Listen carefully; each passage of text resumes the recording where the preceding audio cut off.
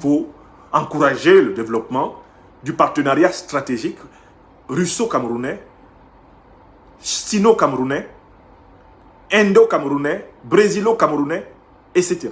Il faut encourager cela, et notamment aussi le partenariat stratégique avec les pays voisins avec lesquels eh bien, le système de défense camerounais se sentirait compatible. Il faut encourager cela. Enfin, je viens au troisième point, la succession. Mais qui va empêcher la succession? Le président Maurice Kamto, président élu du Cameroun, chef de la résistance, a énoncé depuis très longtemps la clé de la lutte contre le gré à gré. C'est la mobilisation du peuple camerounais.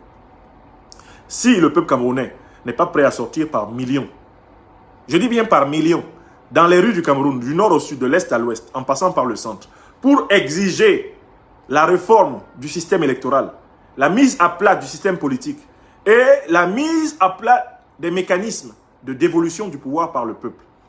Il ne faut pas vous inquiéter. Ce qui va se passer, c'est exactement ce que nous ne voulons pas. Si nous n'avons pas des mobilisations populaires pour une alternance démocratique, parce que c'est comme ça qu'ils appellent ça pour le moment au Cameroun. Moi, je suis pour l'alternance matocratique. Matocratique. Mais si on ne veut même pas que le peuple camerounais choisisse ses dirigeants, eh bien la solution, c'est effectivement de ne pas sortir manifester. On peut continuer à rester à la maison. On peut continuer à considérer que c'est le problème des opposants. C'est à eux de voir comment résoudre cela. Alors, il va y avoir à ce moment-là une succession de gré à gré, sans problème, à la tête du pays. Qu'est-ce qui bloque la succession? Qu'est-ce qui, en réalité, aujourd'hui, favorise cette succession de gré à gré? C'est la montée en puissance du tribalisme. Le tribalisme est devenu naturel dans l'opinion camerounaise.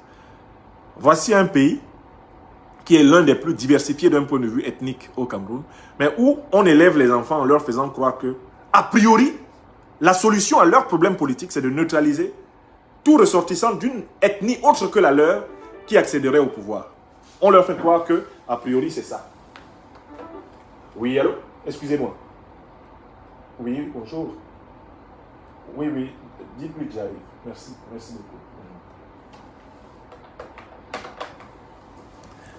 Donc, ce tribalisme d'État, ce tribalisme populaire, est-ce pourquoi les gens ne veulent pas manifester? Parce que bon, on les élève au petit lait de la division, qui consiste à penser qu'ils ne doivent manifester que quand c'est quelqu'un de leur tribu qui est supposé prendre le pouvoir à la place de Paul Biya. Mais si c'est quelqu'un d'autre, ce n'est pas la peine. Le Cameroun est bloqué à cause de cette petite idée qu'on a incrustée depuis le temps des colonies jusqu'à ce temps, eh bien, dans le crâne de la plupart de mes frères et sœurs. On va manifester pourquoi? Pour que Kamto prenne le pouvoir. Est-ce qu'on peut laisser que les Bami dirigent le pays là?